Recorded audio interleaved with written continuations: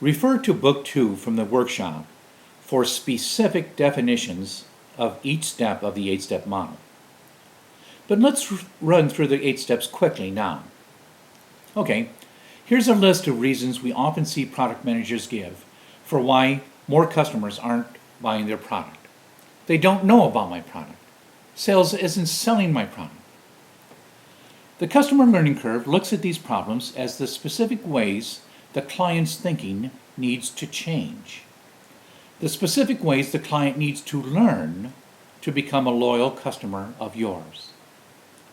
The CLC organizes the ways the customer's thinking needs to change into 8 categories, or 8 mental steps customers need to take from having a need for your product and perhaps not even knowing it, to becoming a loyal repeat customer for your product. Start with who needs your product. This is the number in your potential column for a given segment. Next, the prospect must become aware of why they should buy your product from you rather than go to a competitor or use another way to fill their need, like doing the process themselves or doing without the process altogether. If your prospect isn't aware, it means you've got no customer. Once they're aware, they must have access to it. They must know to call your salesperson or go to your website, and they must have confidence they will be able to know how to use your product.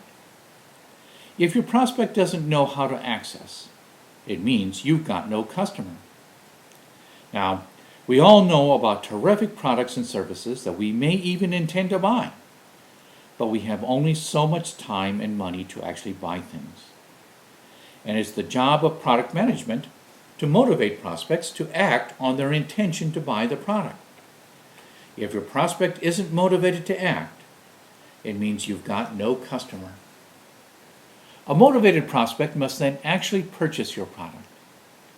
Problems at the purchase stage are often caused by price problems, or product feature functionality problems, or sometimes sales force closing ineffectiveness. Whatever the cause, no purchase means you don't have a customer. If a prospect has made it down their learning curve this far, then a sale is made. Traditional business-to-business marketing often views this as a success, the end of the story. But from the customer's point of view, the total learning process is still far from complete. The customer learning curve doesn't end with a purchase. You now have a purchaser, but does that mean you have a customer? Many marketers think so.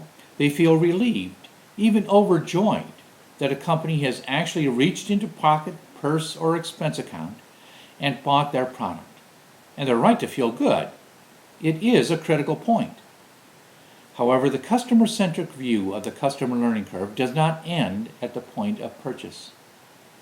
To become a real customer, a loyal repeat customer, a purchaser must learn to use the product. No proper use means you don't really have a loyal repeat customer. A purchaser who's learned to use the product must experience value, feel they got the benefits they expected, and that the benefits were worth the price. This step is the world of customer satisfaction measurement. No valued experience means you don't have a loyal repeat customer.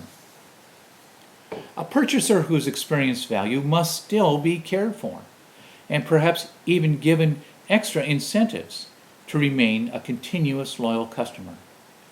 No loyalty means you may have to start all over again with this customer.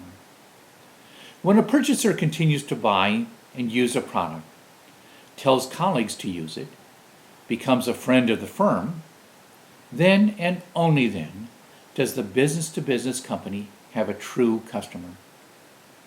Moving a customer from needing a product to being a loyal user is such a complex process. Selling a business-to-business product or service is never an easy proposition.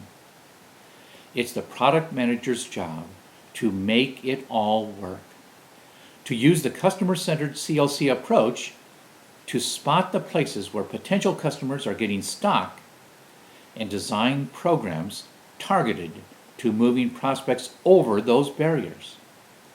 Take a moment right now to think about your largest target opportunity. Where are they getting hung up? How must their thinking change? What's the number one problem? What's number two? How much will solving this problem be worth to you? Identify your top 2 or 3 leverage points and list them in your Word document now. When you're ready to continue, click the Next button.